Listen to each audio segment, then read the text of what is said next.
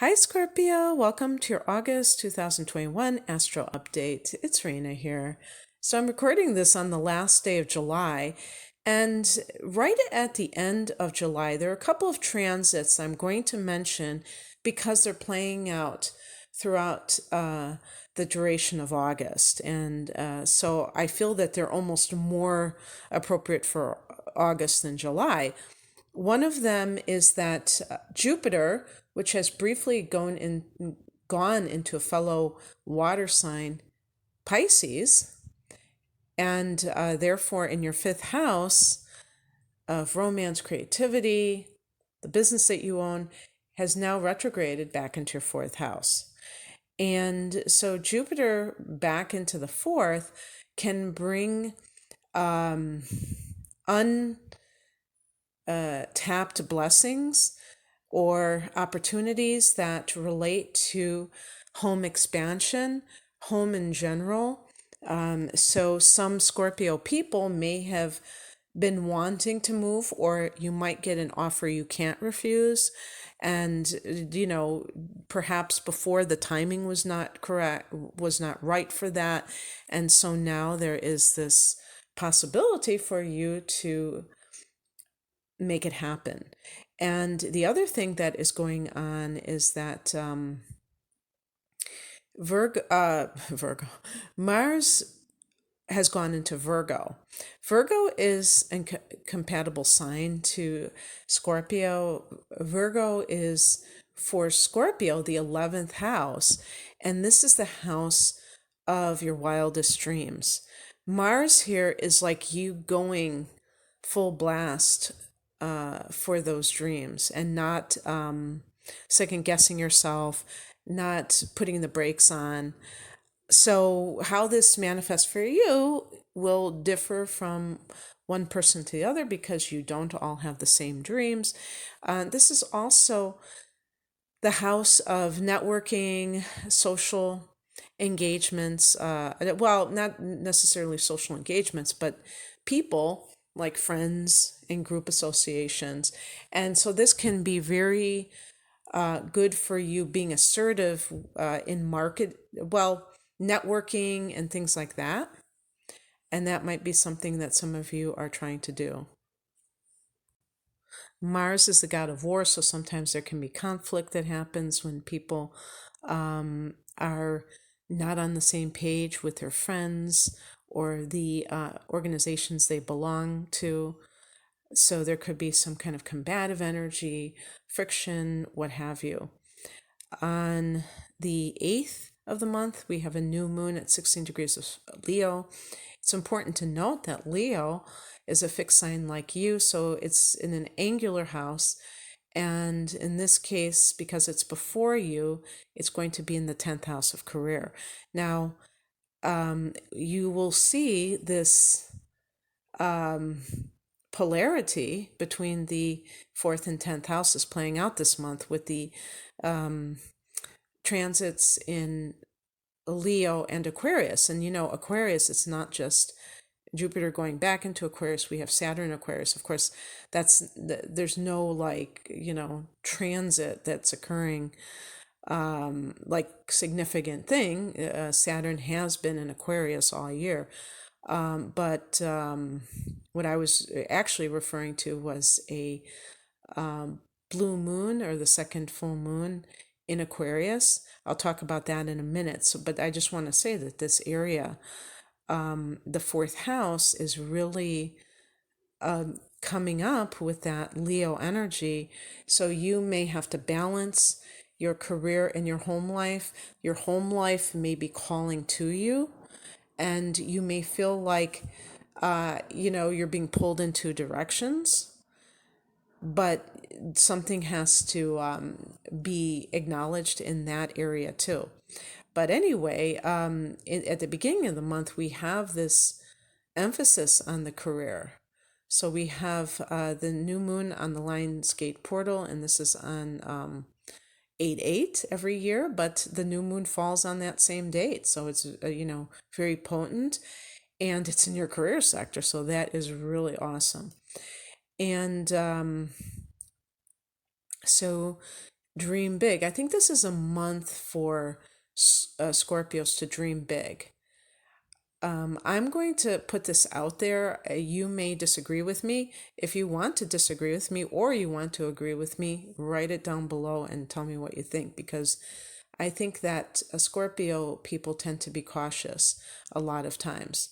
I think all water signs do, because their emotions are engaged in whatever it is that they're doing. And emotions, a lot of times, unfortunately, tend to emphasize more of the negative or the challenging, where people are apprehensive about, what if this doesn't happen? Joy, peace, harmony, those things obviously are present as well. But even like society, what they're trying to provoke in people are more of the fear-based emotions, and people tend to absorb them. But water signs are very impressionable. So the thing is, you have to override that programming and be able to be bold, and I think that's another thing with Mars in the 11th house, is being bold about your dreams and courageous. Well, I guess that's what bold means, isn't it? I think bold means forthright, or so at that same time, Mercury is in that same house, 10th house. So something is going on where you're negotiating, you're talking to people in positions of authority. And you might be the authority figure that people are listening to. That's a possibility as well. What else? There's another one too. I can't see it. Or maybe, no, maybe that's it. But then you have this new moon here, so new beginnings and things like that. On the 11th, Mercury goes into Virgo, and that is joining Mars and Venus. Yeah, Venus is in that house as well. So Venus is in this sector too. Very social. But there's also this with Mercury here, you're trying to make connections for some reason.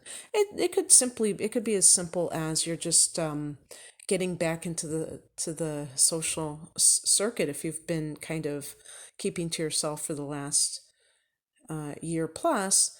But it can be something that has to do with career matters for sure, and you're trying to touch base with people because you're putting the word out about something.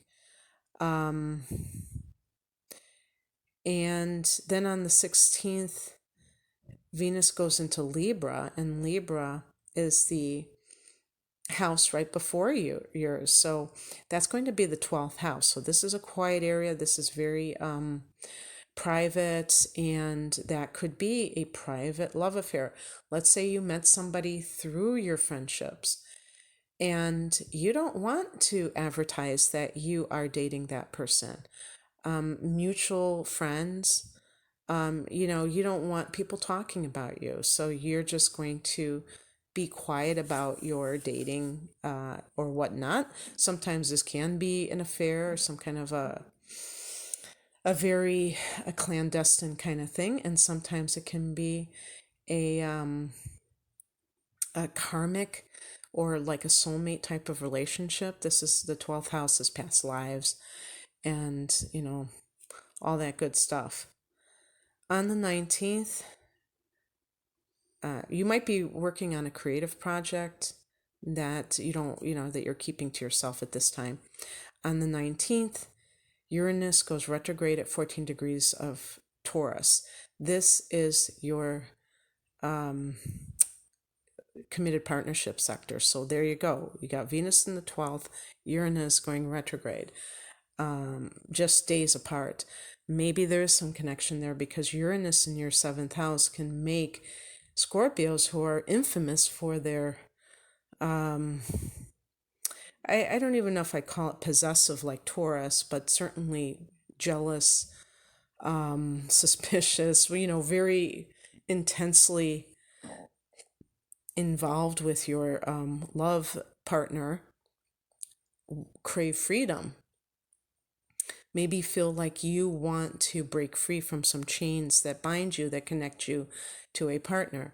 So this is internalizing that. Maybe there's been things in your everyday reality that have brought that to your attention, but now, including maybe even distancing yourself from somebody. Maybe you've separated from a marriage partner, or you've gone on an extended vacation and you're just wanting to get away physically. But now this is going to be more on the internal level, embracing freedom in your mind, and realizing that we don't own another person. I said that to somebody on one of my videos that had some Scorpio theme to it, probably maybe Venus and Scorpio, not sure. And, people, they push back when you say that because they're like, what are you talking about?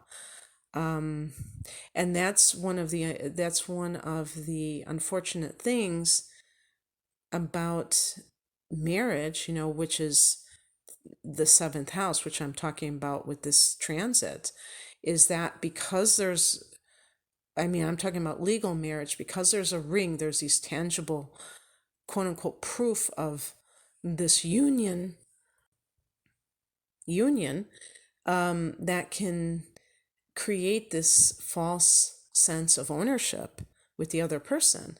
If somebody wants to get legally married, that's one thing, but nobody should ever confuse a contract or a piece of jewelry with ownership of another human being.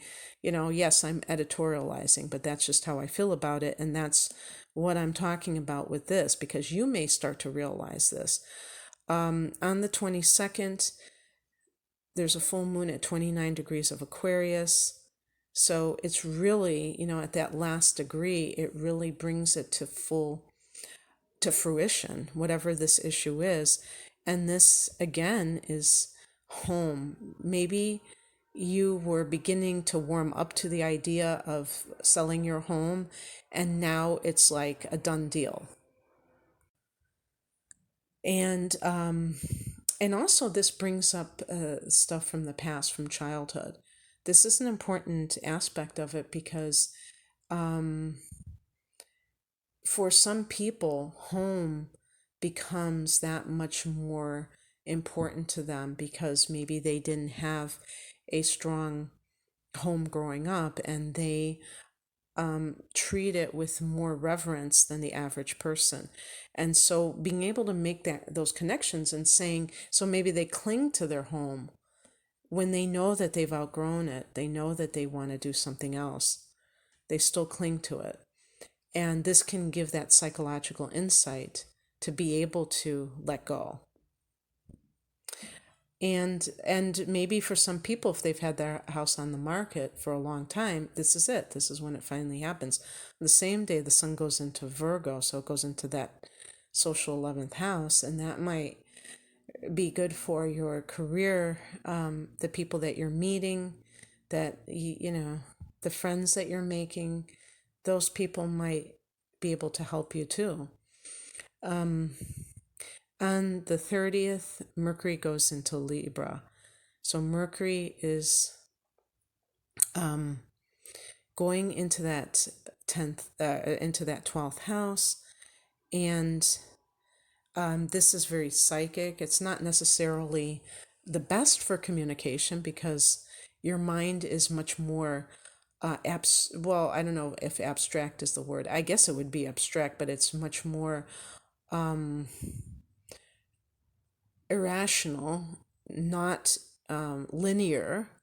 So this is great for psychic insights, and the 12th house is the dream state. So it can almost make you feel like like you're walking in a dream, and and even when you're in the waking state, you may question it, like, is this reality? But it's very good for any kind of artistic pursuits because it's very inspirational. So, yeah, that's what I have for you, Scorpio. I hope that that resonated. I am promoting my double readings because they're a great value. If you'd like to get either extended astrological insight with extended chart analysis plus extended transits, that's called the deep dive, or the whole enchilada, which is a combination chart reading with transits and full length tarot reading. Both of these are specially priced for, compared to ordering those readings separately, because they're two full size, full length readings in one purchase. So, and then I have just singular readings too. My website is renamoonastrology.com. The link is below. Thanks for listening. Take care. Bye.